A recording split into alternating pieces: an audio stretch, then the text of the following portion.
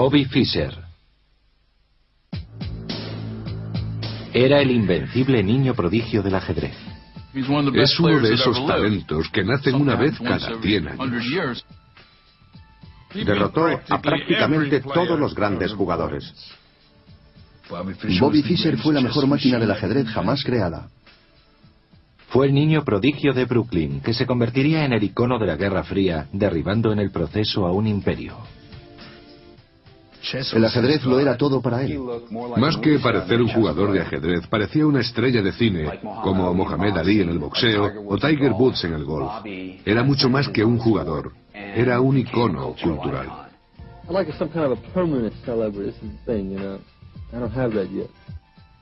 Pero su tendencia a aislarse, unida a sus excéntricas ideologías, le hicieron ser admirado y odiado al mismo tiempo. Su anticomunismo se transformó, no sé bien cómo, en un antiamericanismo.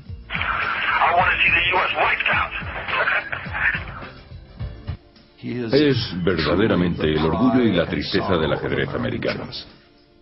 El que fuera el símbolo del espíritu americano terminó por convertirse en un fugitivo internacional. En 1972, la Guerra Fría entre Estados Unidos y la Unión Soviética se encontraba en un punto álgido. A lo largo y ancho del planeta, ambos países se enfrentaban en una inacabable partida de ajedrez que incluía dictaduras tercermundistas, jóvenes democracias y revolucionarios marxistas, todo con el fin de asegurar sus intereses en el extranjero.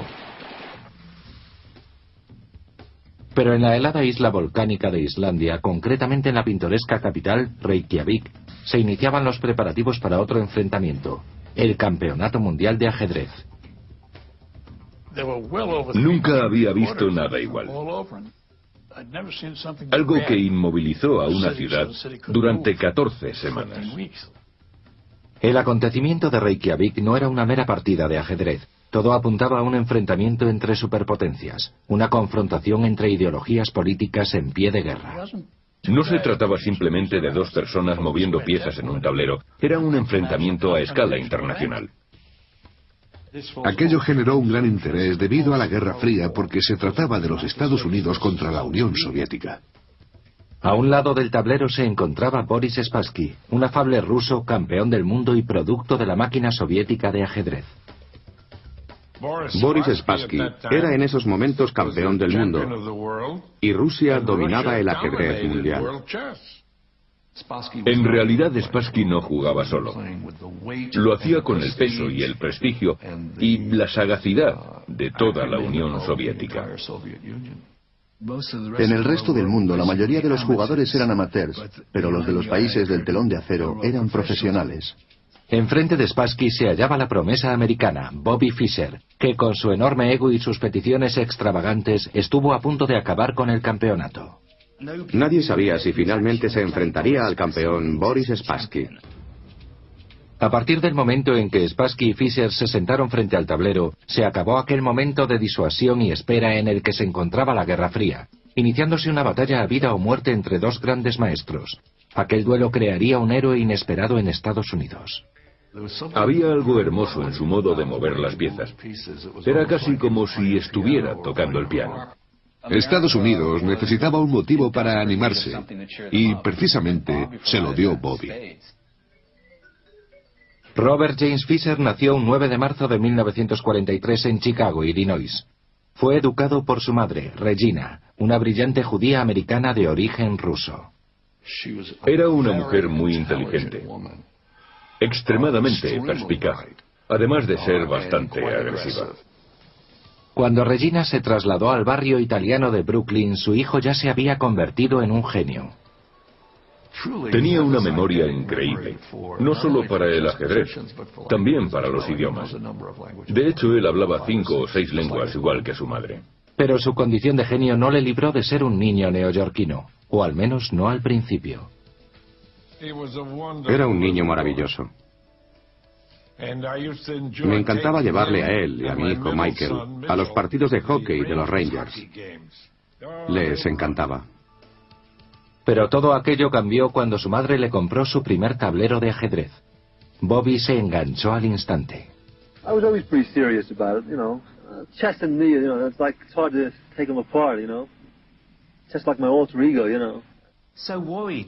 Su madre estaba tan preocupada por su obsesión por el ajedrez que le llevó a un psiquiatra. Él dijo que había muchas cosas peores con las que obsesionarse, y desde aquel instante la vida de Bobby Fischer fue el ajedrez. Bobby se unió al prestigioso Club de Ajedrez de Manhattan, donde tuvo la oportunidad de enfrentarse a otros entusiastas del juego. Era un buen chico, muy majo. Claro que compartíamos los mismos gustos y aficiones, y congeniábamos. Bobby solía darme tirones del pantalón diciendo, ¿una partida? Una partida. Esa era su frase. Como muchos adolescentes, Bobby se sentía avergonzado de su madre. Creo que se sentía algo dominado por su madre. Ella solía aparecer en los torneos o reuniones y aquello le avergonzaba. Él quería ir al club de ajedrez o a algún torneo y ser un hombre, ser él mismo. Y no quería que su madre le siguiera en la sombra. Cuando del ajedrez se trataba, su juego era todo menos adolescente.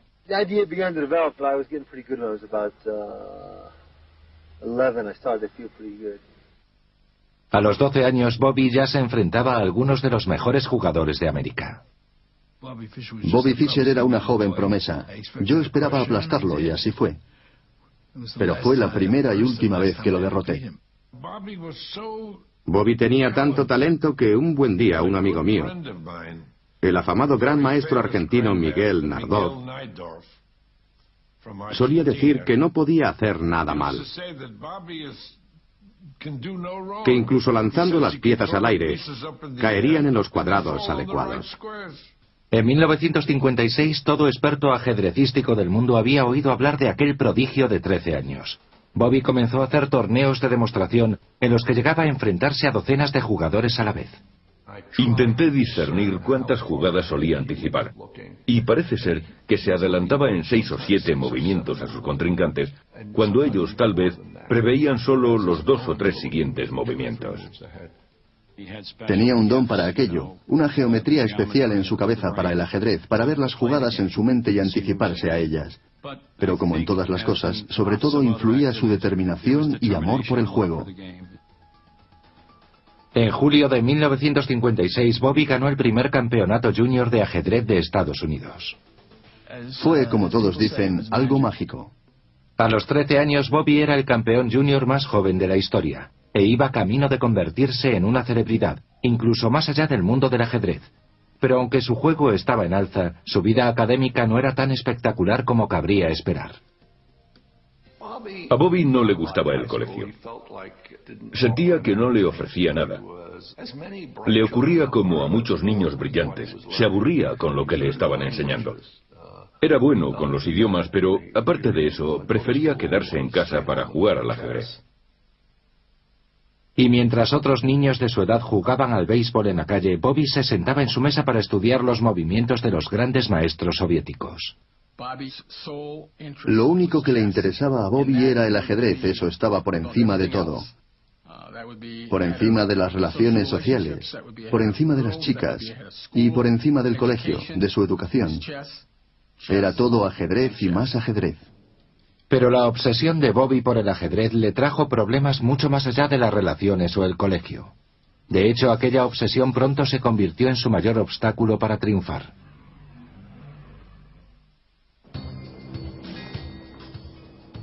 Durante más de 3 décadas, el ajedrez mundial fue dominado por los grandes maestros de la Unión Soviética, productos de la bien engrasada máquina conocida como la Federación de Ajedrez de la URSS.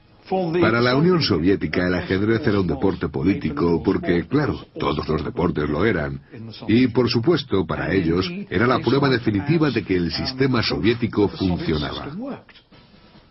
Pero a finales de los años 50 la atención mundial no se centraba en un gran maestro ruso, sino en un niño de Brooklyn llamado Bobby Fischer, que en 1956 se había convertido en el campeón junior americano más joven de la historia. Al año siguiente le dieron la oportunidad de disputar el campeonato de ajedrez de los Estados Unidos. Tenía 14 años. En una brillante demostración de habilidad, Bobby llegó a la fase final del torneo, dejando en el camino a alguno de los mejores grandes maestros americanos. Yo creía que Reshevsky era invencible y resulta que le derrotó un niño. Entonces pensé, ha nacido una estrella. En 1957, Bobby Fischer fue coronado como campeón de ajedrez de los Estados Unidos. Con tan solo 3 años de experiencia en competiciones y todavía 2 años por debajo de la edad para conducir, el niño prodigio de Brooklyn se había convertido en el jugador más temido del continente. Al principio yo estaba deseando jugar contra él. Se decía que era el único jugador que solía obtener buenos resultados cuando me enfrentaba a Bobby, pero cuando empecé a perder, me ocurrieron muchas cosas negativas. Aquello me trastornó. Cuando te enfrentas a Bobby Fischer, aunque vayas ganando, sabes que vas a perder. Era tan grande que encontraría la forma de darle la vuelta a la partida. La aparición del joven Fischer en Yugoslavia en 1958 le ayudó a alcanzar el título de Gran Maestro Internacional. Fue el jugador más joven de la historia en conseguirlo. Convertirse en gran maestro es lo máximo, a lo que puede aspirar un jugador. Porque incluso hoy día, solo hay unos 1000 entre millones y millones de personas que, además de competir, hayan logrado algún título. Ahora Bobby podía disputar el prestigioso torneo de los candidatos. El ganador de dicho campeonato se enfrentaría al 2 veces campeón del mundo, el soviético Mikhail Botvinnik. El mero hecho de terminar un torneo de los candidatos sin haber sufrido un desmoronamiento psicológico o emocional ya era un logro en sí mismo. Se trataba de 28 partidas que tenían lugar a lo largo de un mes y medio, así que era una competición muy difícil. Bobby quedó quinto en el torneo de los candidatos, un resultado que asombró tanto a los espectadores como a los expertos. Pero Bobby se sentía decepcionado y aquello le motivó. Bobby era como un monje zen. Realmente se tomaba en serio sus estudios de ajedrez. Se pasaba horas y horas leyendo y practicando. Uno estaba sentado a la mesa comiendo con él y hablando sobre ajedrez. Y cuando la conversación viraba hacia otro tema, podías verle moviendo las piezas de su pequeño tablero de bolsillo. Pero esa obsesión de Bobby por el ajedrez estaba pasando facturas en ciertas facetas de su vida. Al cumplir los 16, Bobby abandonó sus estudios para centrarse por completo en el juego.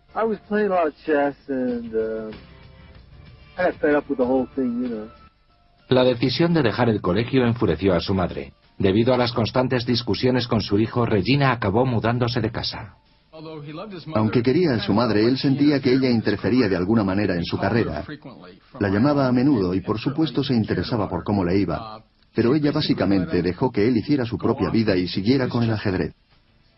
Viviendo ya solo, Bobby se centró aún más en el ajedrez, algo que redujo sus relaciones sociales.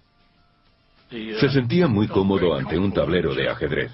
Era para él un lugar seguro, pero ante los demás, sin el tablero por medio, él se distanciaba. Nadie conoce realmente a Bobby Fischer. Yo me relacioné con él, pero no le conozco de verdad. Creo que no hay nadie que verdaderamente le entienda.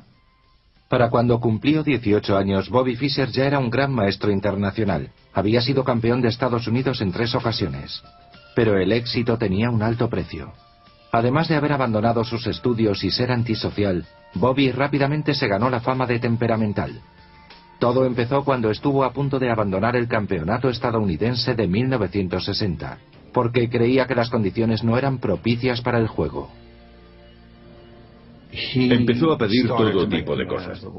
Quería la luz apropiada, el sonido adecuado, que nadie le cegara con el flash. Pensaba que todo aquello podía interrumpir el curso de sus pensamientos y afectar a su juego. Fischer quería que todo fuera perfecto cuando jugase. Cuando las demandas de Fischer eran ignoradas, él simplemente se negaba a jugar. Algunos perdonaron su comportamiento por tratarse de un genio, otros sospecharon que se trataba de algo distinto. Bobby tiene lo que hoy llaman el síndrome de Asperger. Se trata de una variante del autismo que se produce en adultos. Los que sufren este síndrome se obsesionan con un tema en concreto, la música, las matemáticas o los juegos, como el ajedrez. En 1962, muchos aficionados al ajedrez, incluidos algunos miembros del poderoso contingente soviético, creían que Fischer optaría al título mundial. Pero sorprendentemente Fischer decepcionó y quedó en 4º lugar.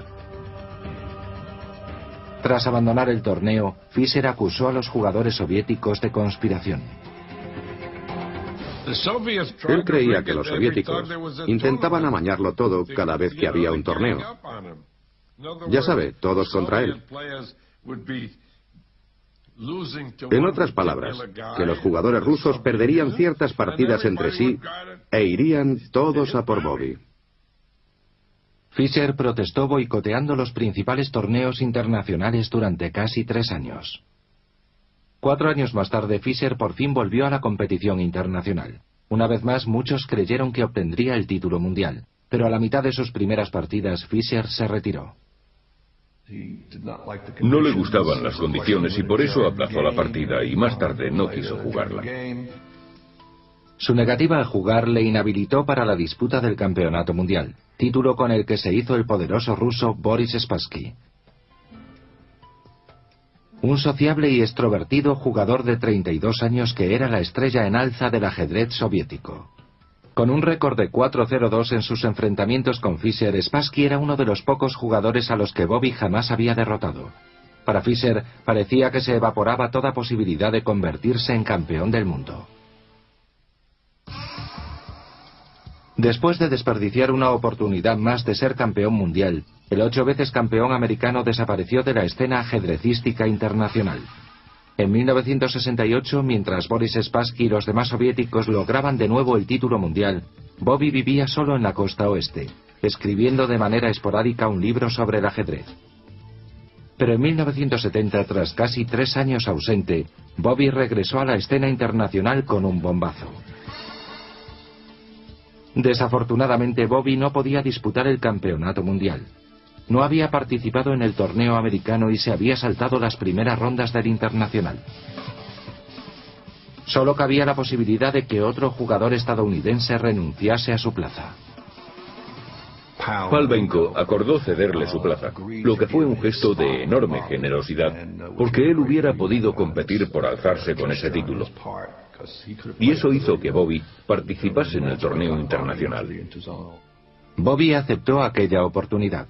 Lo que luego ocurrió se convirtió en una leyenda de la historia del ajedrez. Todo comenzó cuando Bobby destrozó al gran maestro soviético Mark Taimanov. Ganó aquel encuentro por 6-0. Borró a ese gran jugador del mapa, hecho que provocó numerosas críticas hacia Mark Taimanov. Ni siquiera pudo abandonar su país por ello. Tras acabar con Taimanov, Fischer se deshizo de 2 oponentes más. Aquello constituía toda una hazaña, teniendo en cuenta el nivel de sus adversarios. Uno no podía enfrentarse a esos 3 jugadores, 3 de los mejores del mundo, sin ceder alguna partida. Acabó con aquellos jugadores como si nada, sin despeinarse. Tras una de las demostraciones más impresionantes de la historia del ajedrez, Fischer se encontraba a las puertas del título que durante tanto tiempo se le había escapado de las manos. Su ansiado enfrentamiento con Spassky se produciría en Reykjavik, Islandia. Con ambos jugadores en plena forma, la prensa occidental, así como los periódicos estatales de la Unión Soviética, tildaron aquel encuentro de choque de la Guerra Fría. Creo que ambas potencias quisieron hacer de aquello una prueba de sus sistemas. Creo que Lenin dijo que el ajedrez es la alta expresión de la mente socialista. El primero en llegar a Islandia fue el campeón, Boris Spassky. Boris y su corte de expertos ajedrecistas prepararon el terreno. Pero era evidente que Spassky no se veía identificado con la histeria de la Guerra Fría. Boris era un individuo complejo, de ideas políticas mucho más sofisticadas. Y aunque en Occidente se le considerase un representante típico del sistema soviético, él no se veía así, con, digamos, la camisa roja. Él no estaba ahí en nombre del comunismo. Por el contrario, Fischer sentía un odio evidente, tanto hacia el comunismo como hacia el conjunto de jugadores que producía el sistema soviético. Uno de los motivos por los que se veía como una batalla más de la Guerra Fría era el hecho de que Fischer lo sintiera así. Él odiaba intensamente a la Unión Soviética, como detestaba también el comunismo. Creía que durante años los soviéticos habían intentado privarle de algo que le pertenecía, el título mundial de ajedrez. Así que iba a Reykjavik dispuesto a darles una lección. Boris Spassky no entendía de dónde venía Fischer. Sentía un enorme respeto y aprecio por él. pero no comprendía el hecho de que fuese a Reykjavik dispuesto a declararle la guerra ajedrecística. Sin embargo, las reticencias de Fischer a presentarse en el torneo pronto eclipsaron su deseo de politizar el campeonato. Momentos antes de que su vuelo para Reykjavik despegase, Fischer abandonó el aeropuerto mientras formalizaba exigencias económicas ante la Federación Internacional de Ajedrez. A Bobby no le convencía en absoluto el premio en metálico. Le parecía que era insuficiente y que esto desprestigiaba el título de campeón mundial. Bobby Fischer no estaba dispuesto a jugar por tan solo 6.000 euros, motivo por el que hizo todo lo posible para aumentar esa cifra. Pero aun cuando la Federación Internacional aumentó el premio hasta los casi 100.000 euros, Fischer seguía sin aparecer. Él mantenía que su no asistencia no se debía a causas económicas.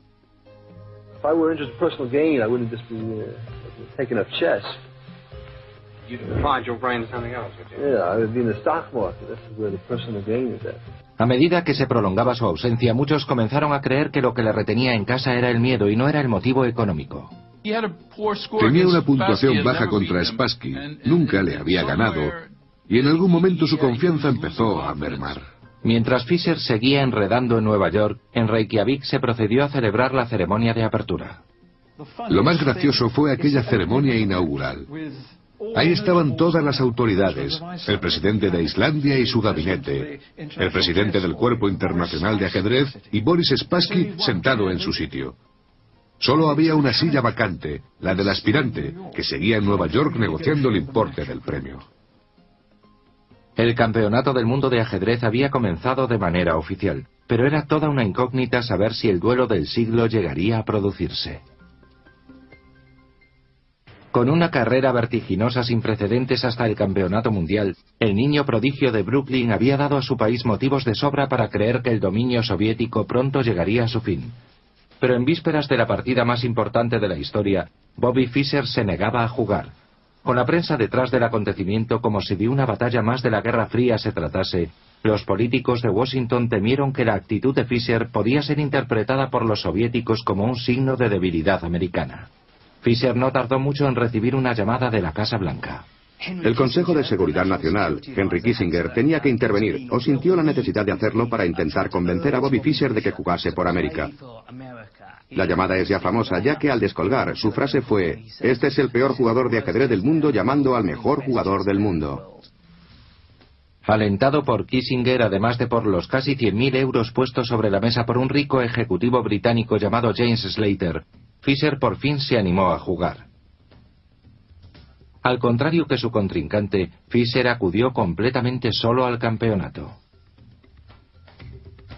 Bobby iba completamente solo. Era algo increíble y llamativo, muy romántico de alguna forma. Un chico joven montado en su caballo blanco, a punto de enfrentarse a la gran máquina roja. Aquello cautivó al público. Pero tras visitar los lugares donde se disputarían las partidas, Fischer hizo una elaborada lista de exigencias. Quería que la iluminación fuera ideal, que los juegos tuvieran un tamaño apropiado y que los tableros fueran de ciertas dimensiones. Pero no todas sus exigencias tenían que ver con la partida. Recuerdo que una de sus condiciones era que hubiera un cocinero disponible en el hotel las 24 horas del día. Si Fischer quería jugar al tenis, tenía que haber alguien disponible en cualquier momento, alguien que jugara con él. Lo mismo ocurría si quería jugar a los bolos. Tampoco le gustó su suite, así que se la tuvieron que cambiar. Para hacer cumplir aquellas peticiones, la Federación Internacional de Ajedrez retrasó el torneo 2 días más. Este encuentro fue seguido por la prensa como jamás lo fue ningún otro, antes o después. Creo que en un momento dado hubo por lo menos 200 periodistas acreditados. Vinieron Norman Miller, Arthur Kessler y escritores de todos los rincones del planeta. A las 5 de la tarde, Boris Spassky entró en el auditorio y tomó asiento. El ruso observó al árbitro, Lothar Schmidt, mientras éste ponía en marcha el reloj de juego. Pero había un problema, el contrincante Fischer no aparecía. Se trataba de un genio. Un hombre difícil, complejo, egocéntrico y casi paranoico, que no paraba de pedir y pedir. Nadie sabía si finalmente se enfrentaría al campeón Boris Spassky. Finalmente, 6 minutos después del inicio de la partida, Bobby Fischer entró en el auditorio y tomó asiento frente al tablero. La partida del siglo estaba a punto de comenzar. Pero cuando se había disputado media partida, Fischer reparó en las cámaras que les grababan desde el fondo del recinto. El aspirante montó en cólera. Bobby era extremadamente sensible a cualquier ruido, ya fuera del público o de las mismas cámaras que les rodaban. A pesar de las protestas de los productores americanos y soviéticos de televisión, los responsables del torneo ordenaron la retirada de las cámaras. Fischer volvió al juego, pero perdió la partida. Cuando comenzaba la segunda partida 2 días después, Fischer volvió a dar plantón a la organización. El problema era de nuevo la presencia de las cámaras. Se quejaba de que las cámaras hacían demasiado ruido y básicamente rompió el contrato de forma unilateral. No quería que aquellas cámaras estuvieran presentes. Trajeron al mejor especialista en sonido de Islandia para que midiese los niveles de ruido, tanto con las cámaras encendidas como apagadas. Su conclusión fue que ningún oído humano sería capaz de captar la diferencia. Pero Fischer insistía en que las oía y que aquello le desconcertaba. Pero en esta ocasión la organización se negó a satisfacer sus pretensiones. Se negó a jugar aquella partida, por lo que se la dieron por perdida. Lo que no estaba claro es si se presentaría a jugar la tercera. Perdiendo por 2-0, todo parecía indicar que Fischer abandonaría. De hecho, Bobby reservó un vuelo para volver a Nueva York. Pero tras una segunda llamada de Henry Kissinger, Bobby accedió a volver al encuentro a condición de que las 7 primeras filas del auditorio estuviesen vacías. Aquello no le bastaba, así que pidió que vaciaran más filas. Al final había 14 filas desocupadas y él exigió que se vaciaran 7 más. Indignados por el trato de favor que recibía el americano, los soviéticos dijeron basta. Los soviéticos dijeron que aquello había llegado demasiado lejos, que si se vaciaban aquellas filas, Spassky se marcharía. Si Spassky hubiera cogido sus piezas para marcharse a casa, nadie le habría criticado. Pero él era todo un caballero. Además, quería jugar. En la partida de ajedrez más publicitada de la historia, en peligro de suspenderse, había llegado el momento de pactar. El árbitro permitió que se jugase la partida número 3 en una pequeña habitación utilizada habitualmente para el tenis de mesa. Ya sin las cámaras, Fischer volvió su atención hacia la partida y pasó de inmediato al ataque. Fue la primera victoria de Fischer ante el campeón del mundo, algo que sorprendió por completo a Spassky. A veces creo que Fischer perdió aquellas primeras partidas a propósito, intencionadamente, para ponerse en el filo, para mostrar al mundo que aunque perdiera por 2-0, algo increíble en la disputa de un título mundial, él aún podía ganar. Para la cuarta partida, el juego volvió a disputarse en el auditorio principal, donde Fischer no tardó en explotar su manipulación psicológica. A pesar de haber perdido las primeras 2 partidas, el aspirante llevaba una ventaja de 5-3. Echando la vista atrás, es cierto que el año 1972 fue un punto de inflexión en las relaciones de la Guerra Fría. El presidente Nixon abrió nuevas vías de comercio y buenas intenciones con el líder soviético Leonid Brezhnev. Además, el consejero de Seguridad Nacional Henry Kissinger mantenía una amistad con el embajador ruso Anatoly Dobrinin. Pero en la pequeña isla volcánica de Islandia, la Guerra Fría estaba más caldeada que nunca. Tras mes y medio de competición, el excéntrico americano Bobby Fischer tenía contra las cuerdas al campeón mundial, el ruso Boris Spassky. Su inspirado juego y extravagante comportamiento habían hecho del enfrentamiento un fenómeno mundial. El Campeonato Mundial de 1972 hizo que el deporte fuera atrayente por primera vez en la historia. En los Estados Unidos, el éxito de Fischer había disparado el interés por el deporte. Imagine lo que pasaba en 1972. Aún caían bombas sobre Vietnam. Se empezaban a ver noticias sobre el escándalo de Watergate en el Washington Post. Él dio un motivo de alegría a los americanos, además de darles también un motivo de orgullo. En Nueva York, su ciudad natal, Fischer había despertado más interés que los adorados yanquis. The New York Post realizó una encuesta en varias tabernas de barrios de Nueva York. Por supuesto, todos los que acudían a esos bares de clase trabajadora seguían en la cadena PBS la retransmisión de los movimientos de Bobby. Aun cuando quedaban 2 partidas por disputar, la ventaja de Fischer parecía insalvable. Cuando la partida empezó a ir mal, a Spassky se le veía cada vez más nervioso. Hacía jugadas que eran impropias de él por ser un gran jugador como era. Spassky estaba completamente afectado. No comía ni dormía bien y cometió 3 o 4 errores graves en la primera mitad de la partida. Creo que Spassky se dio cuenta de que iba a perder el torneo. Con su campeón contra las cuerdas, el equipo soviético recurrió a medidas desesperadas. Los soviéticos publicaron una nota de prensa en la que acusaban a Bobby Fischer de emplear tácticas ilícitas para influir en el resultado de la partida. Boris era por lo general un hombre entero, muy directo y agradable.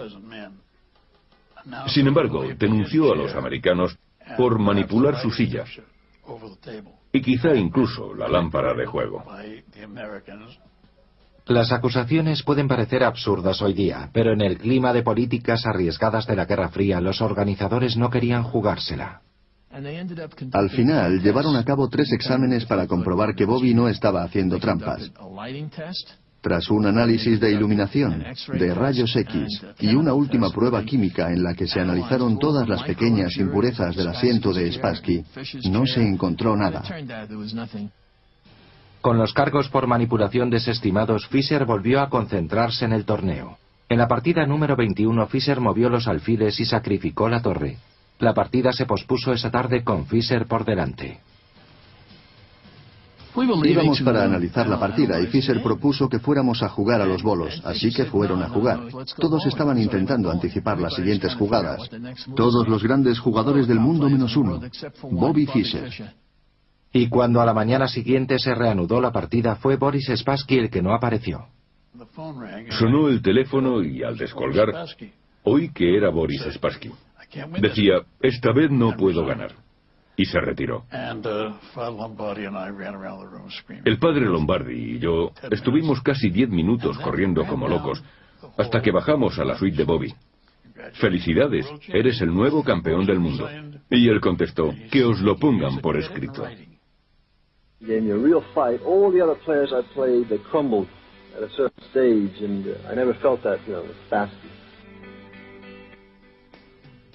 El 1 de septiembre de 1972, Bobby Fischer fue coronado rey del ajedrez mundial. Bobby no derrotó simplemente a Boris Spassky, acabó con 36 grandes maestros que no paraban de llegar de Moscú a Reykjavik. Estaba Bobby solo frente a ellos. Es imposible exagerar lo importante que fue aquello. Es algo muy poco frecuente el poder enfrentarse en solitario a un contrincante como Boris Spassky, que tenía todo un régimen detrás de él, además del apoyo de todos los grandes maestros de la Unión Soviética.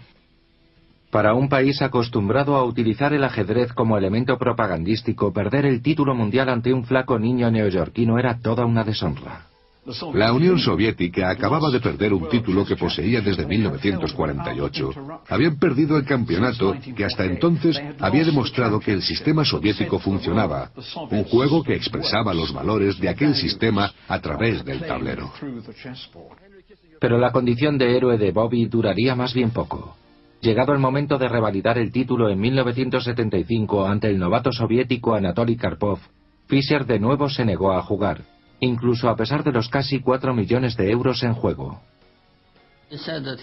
Dijo que no jugaría si una sola de sus exigencias no se cumplía. Y al final, Bobby Fischer dio la espalda al campeonato mundial para siempre. En 1972, Bobby Fischer era un héroe americano, un símbolo de la supremacía estadounidense en la Guerra Fría. A su regreso a casa, Fischer, la nueva estrella nacional, apareció en público con personajes como Bob Hope y Dinah Shore. Pero a pesar de su condición de celebridad, Bobby se había vuelto aún más retraído, además de reticente a competir en ajedrez. Todos creían que estábamos ante una nueva era en la que dominaba Fischer. Pero cuando este se negó a revalidar el título en 1975, Anatoly Karpov se proclamó campeón devolviendo el título a los soviéticos. Bobby Fischer dijo que sería uno de los jugadores, de los campeones mundiales más activos, cuando en realidad no volvió a jugar ni un solo encuentro oficial después de aquel torneo de 1972. Pero un buen día Bobby Fischer sorprendió al mundo del ajedrez y desapareció. Se encerró en sí mismo por completo. Sus apariciones se asemejaban a las del monstruo del lago Ness. No eran necesariamente fiables, pero ocurrían a menudo.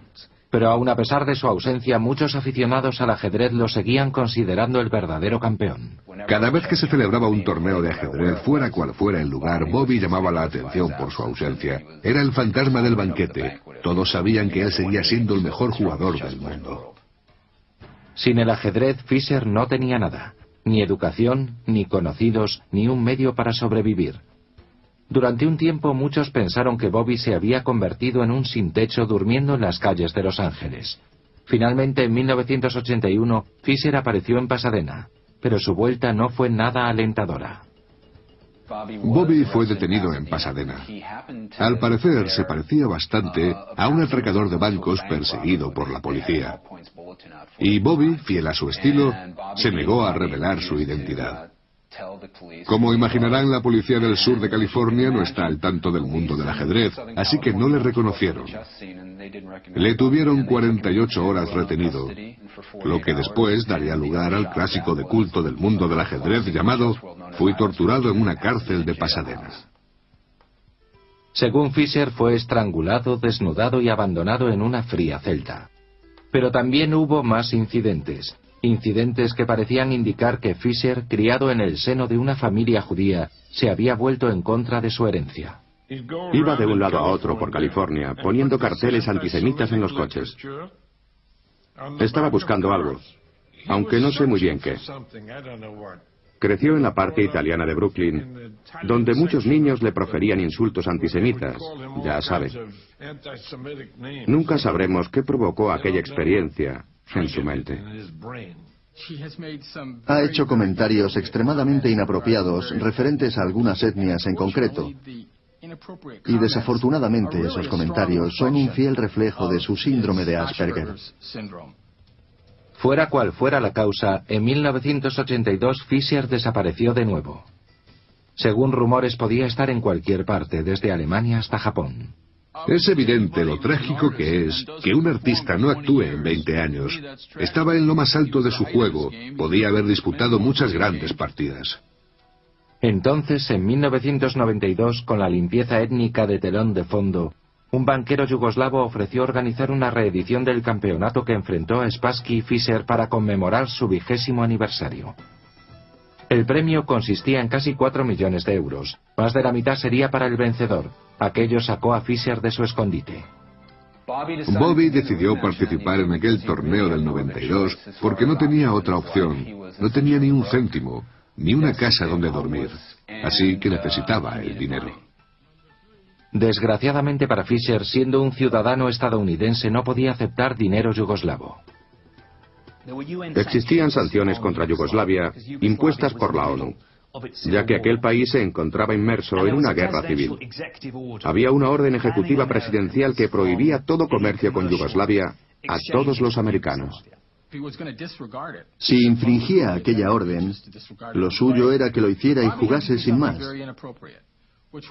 Pero Bobby tuvo que aparecer en los medios para decir: esto es lo que pienso yo de esta orden, y hizo esto.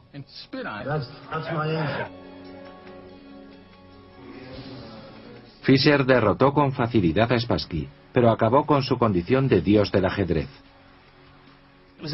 Fue algo así como ver a dos viejos boxeadores subirse de nuevo al ring.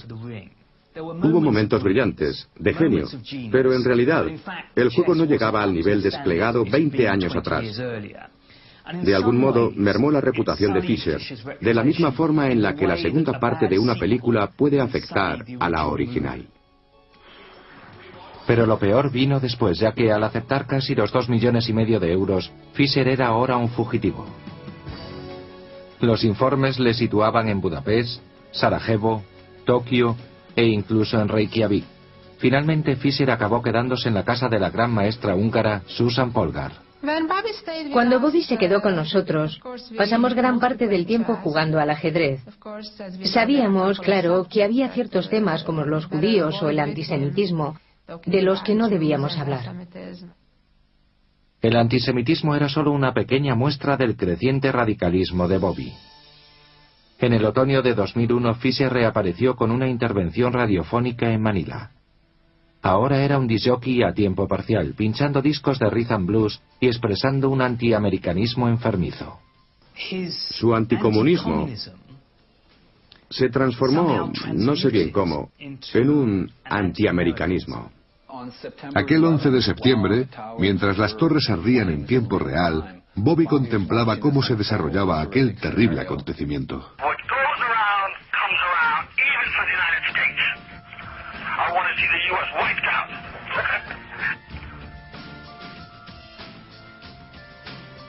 Para la comunidad ajedrecística que había tolerado el genio volátil durante casi 50 años, aquellos comentarios sobre el 11S fueron la gota que colmó el vaso. No es ilegal hacer comentarios de mal gusto, pero es inmoral. Y aquello hizo mucho daño. Una persona puede ser rara y excéntrica, pero aquello era ser ruin. Ya no siento ningún aprecio por él. Más bien siento lástima. Tiene 60 años y no tiene nada. Es triste. El verano de 2004, el gobierno de Estados Unidos finalmente decidió ir a por el antiguo rey del ajedrez. Su pasaporte le fue revocado, y en agosto Bobby Fischer fue detenido mientras intentaba subirse a un avión en el aeropuerto internacional de Tokio. La pregunta es, ¿por qué ahora? ¿Por qué todos sabíamos más o menos por dónde andaba? Sabíamos que había estado en Tokio. ¿Por qué no lo buscaron las autoridades antes? Fuera cual fuera el motivo, el que fuera el héroe del gobierno americano está ahora en pleno proceso judicial, algo que supera cualquier partida que haya disputado. Bobby Fischer, like anyone else, should be held accountable for his actions. Para Estados Unidos se trata de una situación en la que es imposible ganar, ya que él es un héroe de la Guerra Fría. Cuando derrotó a Spassky, aunque ya haya pasado tiempo, fue algo grande no solo para el ajedrez estadounidense, sino para todo el país. En mi opinión, lo mejor que podría hacer el gobierno de Estados Unidos es dejarlo estar. Está involucrado el Departamento de Justicia, el Departamento de Estado, y yo me digo a mí mismo, ¿qué partida más injusta? No tienen nada que hacer. Pero independientemente del desenlace de esta tormenta legal, el final de la historia de Bobby Fischer será sin duda un final trágico. Tenía el potencial para haber ayudado a la comunidad ajedrecística. Su aportación podría haber sido fantástica. Cambió el ajedrez con su genio. Pero, ¿eso le excusa de todo lo demás?